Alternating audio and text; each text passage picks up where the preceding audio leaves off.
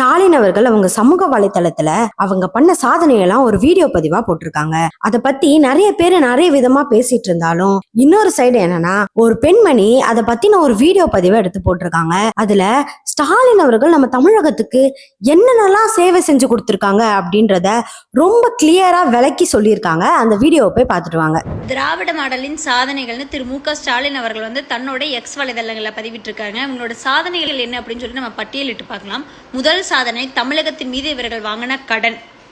அது இதுவரைக்கும் யாருமே வாங்காத அளவுக்கு கடனுடைய எண்ணிக்கை அதிகமாக இருக்கு. அதே மாதிரி ரெண்டாவது சாதனை அப்படின்னு பார்த்தோம்னா ஊழல். இவங்க அளவுக்கு அமைச்சர்கள் ஊழலே பண்ணியிருக்க முடியாது, லட்சம் கோடிகளில் ஊழல் பண்ணியிருக்காங்க. மூணாவது பெரிய சாதனை என்னன்னா, தமிழகத்தில் பெண்கள் வாழவே முடியாத ஒரு நிலைக்கு தள்ளப்பட்டிருக்குங்க. 70 வயசு பாட்டிய பாலியல் கொடுமை பண்ணுறாங்க, 2 வயசு குழந்தைய பண்ணுறாங்க. பள்ளி போகிற குழந்தைகள் ஆசிரியர்கள்னால ஒரு பாலியல் தொந்தரவு வருது. நினச்சி பாருங்க சூழ்நிலை எங்கே இருக்குன்னு. கேட்டால் சட்ட ஒழுங்கு தன்னுடைய நேரடி கண்காணிப்பில் இருக்குன்னு சொல்லுவார் திரு மு.க. ஸ்டாலின் அவர்கள். ஆனால் நேரடி கண்காணிப்பில் எப்படி இருக்குன்னா, ஒரு காவல் அதிகாரிக்கு காவல் அதிகாரினால பாலியல் தொல்லை. நம்மளுக்கு ஒரு பிரச்சனைனா காவல் அதிகாரிகிட்ட போகலாம். காவல் அதிகாரிக்கே பிரச்சனைனா எங்கே போவாங்க? அதுவும் காவல் அதிகாரினாலேயே பிரச்சனை. அப்ப தமிழகம் எப்படி இருக்கு? ஆசிரியர்கள் காவலர்கள்னாலேயே ஒரு பெண்களுக்கு பாதுகாப்பு இல்லாத ஒரு சூழல். அதே மாதிரி முதன்மையான மாநிலமா கொண்டு வந்திருக்கோம். கொலை கொள்ளை கற்பழிப்புல முதன்மையான மாநிலமா தான் தமிழகம் மாறி இருக்கு.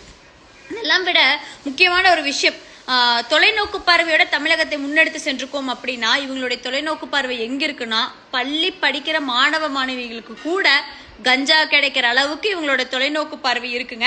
அதே மாதிரி இன்னொரு சாதனை, பெரிய சாதனை என்னன்னா, மக்கள் பண்ணிட்டு இருக்க சாதனை. இவங்க ஆட்சிக்கு கீழே தமிழக மக்கள் வாழ்றதே ஒரு பெரிய சாதனை. நாங்க பண்ண சாதனை.